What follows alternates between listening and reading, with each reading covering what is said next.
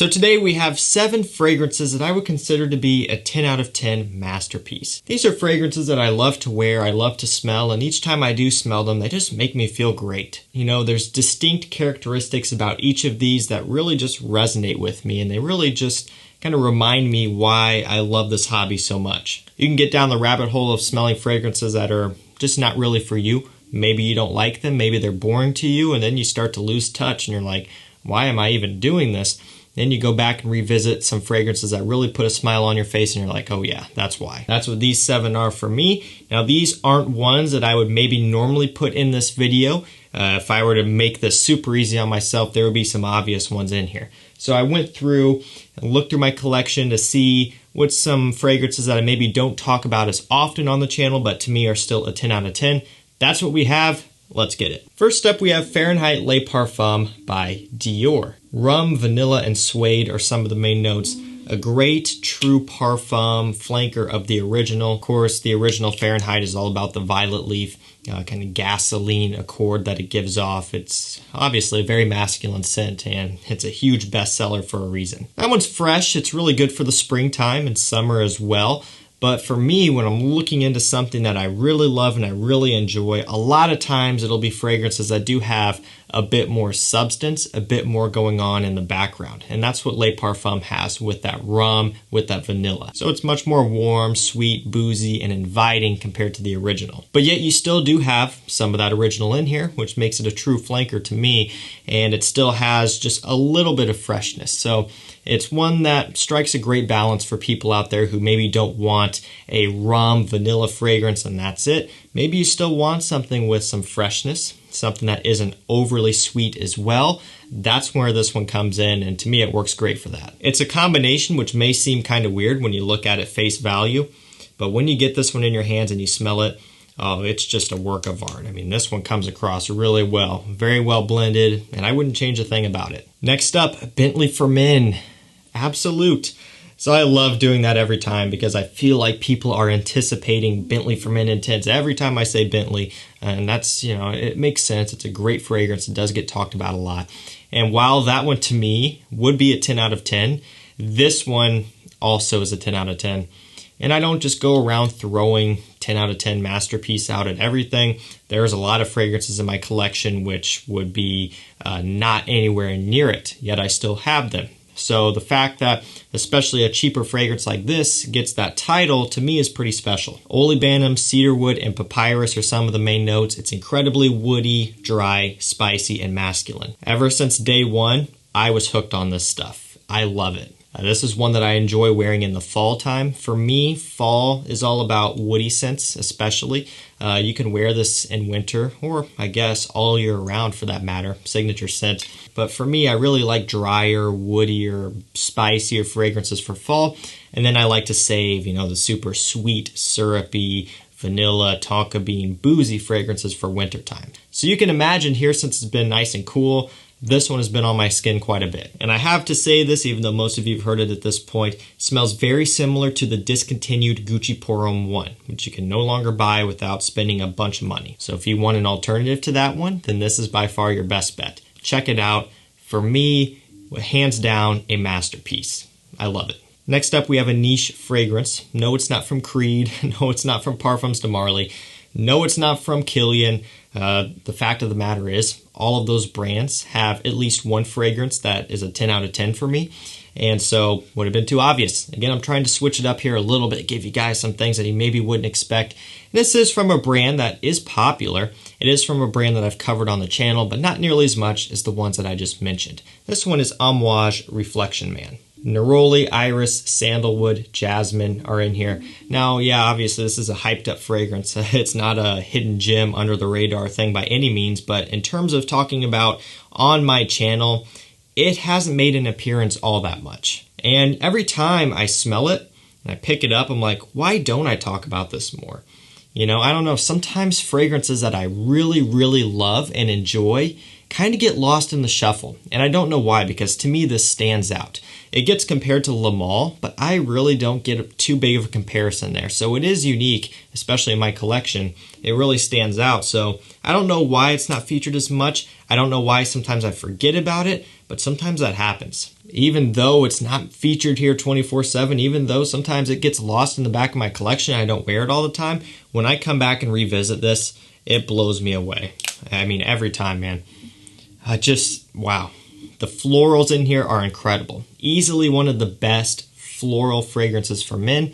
And even though it is floral, it still has a masculine nature from the woods in here. It's a little bit spicy as well, so I really like that. You know, it just has a great blend, great quality. The performance is okay. It's not like a beast mode scent, but for me, I can, you know, kind of pick my battles here, and if the performance isn't as good, the scent definitely makes up for it for me. Not to mention, I'll just wear this one at home when I'm hanging out by myself doing whatever, just because I like to smell it. If you have the money for it, this could easily be a signature scent. A lot of people probably wouldn't make it their signature scent, which makes a lot of sense for sure, but I'm just kind of trying to convey to you just the sheer usability of this one. I mean, it's incredibly versatile. Next up, we have Acqua Di Gio Profondo. Sea notes, mineral notes, orange, and bergamot are some of the main notes.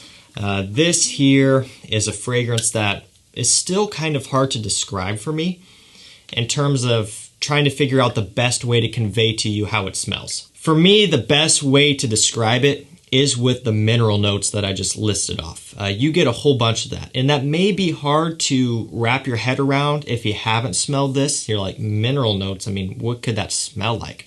You know, it makes you think of like if you have minerals in your water or something like that. Maybe you have well water or something. People talk about, oh, the minerals in the water, and you're probably like, sounds kind of weird. You know, how do you describe that?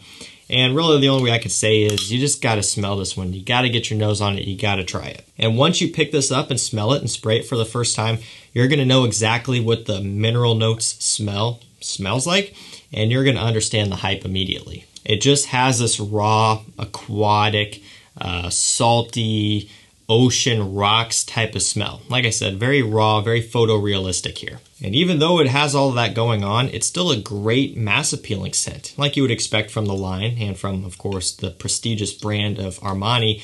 It is a great compliment getter. Quality's fantastic. This is great for the hottest of hot summer days. I mean, there's a lot you can do with this stuff. I was hooked the minute I smelled it, and the more time I've spent with it, the more I've grown to love it. Let's keep it moving here. Up next, we have Givenchy Pi. Almond, vanilla, and tonka bean are some of the main notes.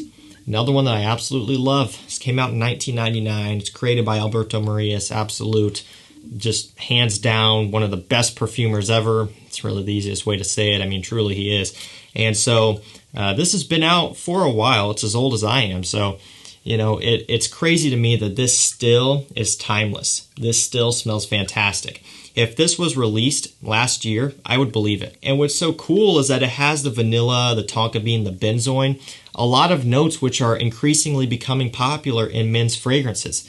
If you look nowadays, a lot of the stuff that's being put out is trending in the sweeter direction and using the tonka bean and vanilla combination heavily. And this came out 22 years ago doing a similar thing, and it seems like that trend didn't really take off at that time. Obviously, Acqua Di Gio released a few years before this one started the aquatic trend, and then we had, you know, a little bit here and there of sweeter fragrances, and then of course the blue fragrance trend.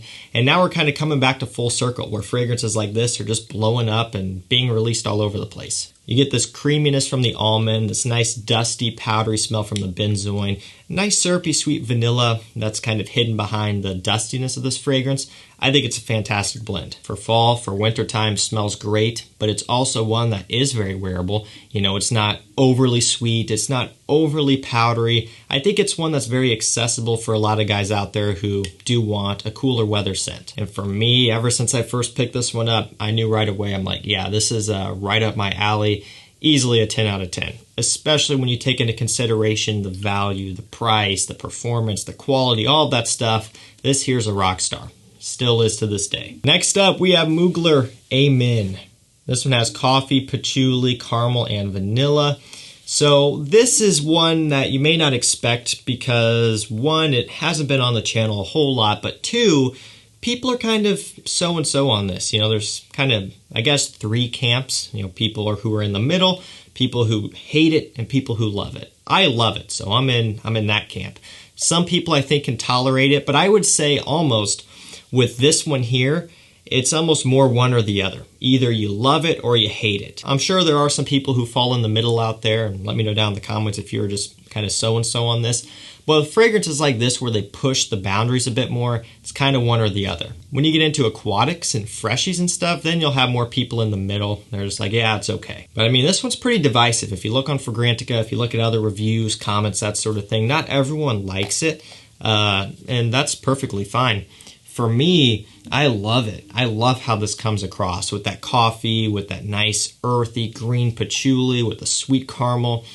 It's just different. It pushes the boundaries, like I said, and for me, nowadays, that's what I look for. Now, 100%, if you would have handed this to me back when I first started collecting, I would have smelled it and I would have said, no, you can have it. Like, not for me. But over the years, as I have started to develop my taste and I've kind of learned what I really love and appreciate, it's fragrances like this that just do it differently than everything else.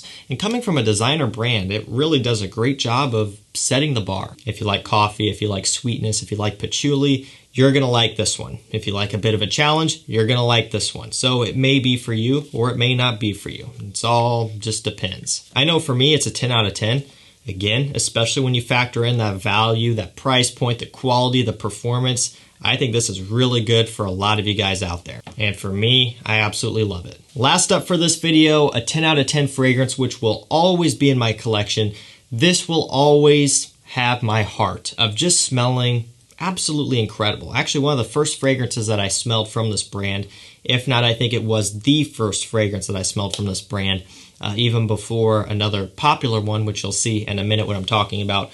From Yves Saint Laurent, this one is L'Homme.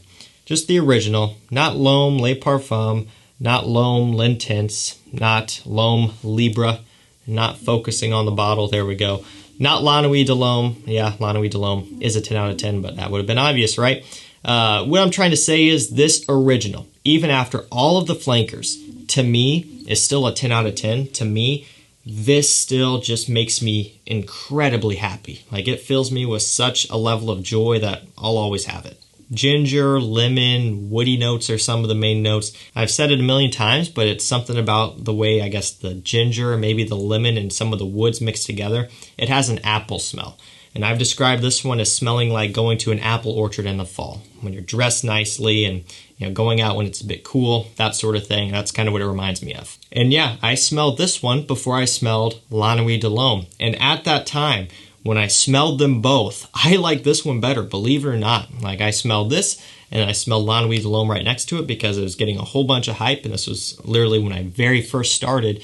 And I was like, you know what, I actually like L'Homme more. Now, over the years, obviously, La Nuit de L'Homme has also become a 10 out of 10 masterpiece, best date fragrance ever for me, but they really are neck to neck. It would be incredibly hard for me to choose one or the other. But I'll tell you, man, the original L'Homme shouldn't be slept on. I would say out of everything in my collection, this is one of the most gentleman smelling fragrances. Like, I just think of just a well-dressed, well-mannered, polite guy when I smell this. Like, that's what it smells like. It doesn't smell like a player or like a young guy or like an old guy. I mean, it just smells like a clean, well put together dude.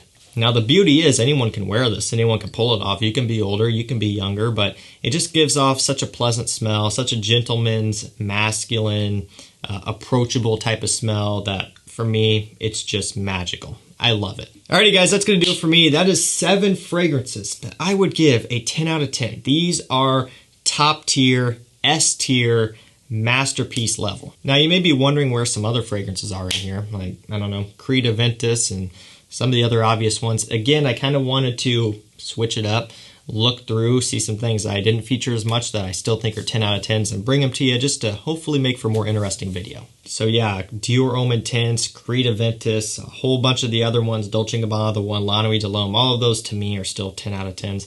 I love them. A few from Kilian sitting up there, 10 out of 10, Straight to Heaven, Apple Brandy, Parfums de Marly Layton, you know, the list can still go on. It still makes up a small subset of my entire collection, but there still are a few more. If you want me to do a video where I go over like 10 of ones that may be obvious to you if you've been watching the channel, I will. But hey, this is something that's a bit more under the radar on the channel. Let me know down below, what are some masterpiece fragrances for you? What are some 10 out of 10s? I will provide links to each and every one of these down below. For Reflection Man, you can buy it at Twisted Lily and use my code CHAOS10 to get 10% off. They have samples of it. They have a whole bunch of other Amouage. They have basically every other niche brand known to man. And that CHAOS10 code, 10% off, works for everything site-wide. Always active. It's a fantastic way to save a lot of money. And if you want to support the channel even further, you can become a channel member by hitting the join button down below. That'll get you access to some bonus vlogs, bonus top 10 fragrance videos. You can watch these videos in advance before everyone else. And you can also chat with me one-on-one in a private group chat with the other members. And so you can get your questions answered, that sort of thing. Share your scent of the day. We're having a lot of fun over there.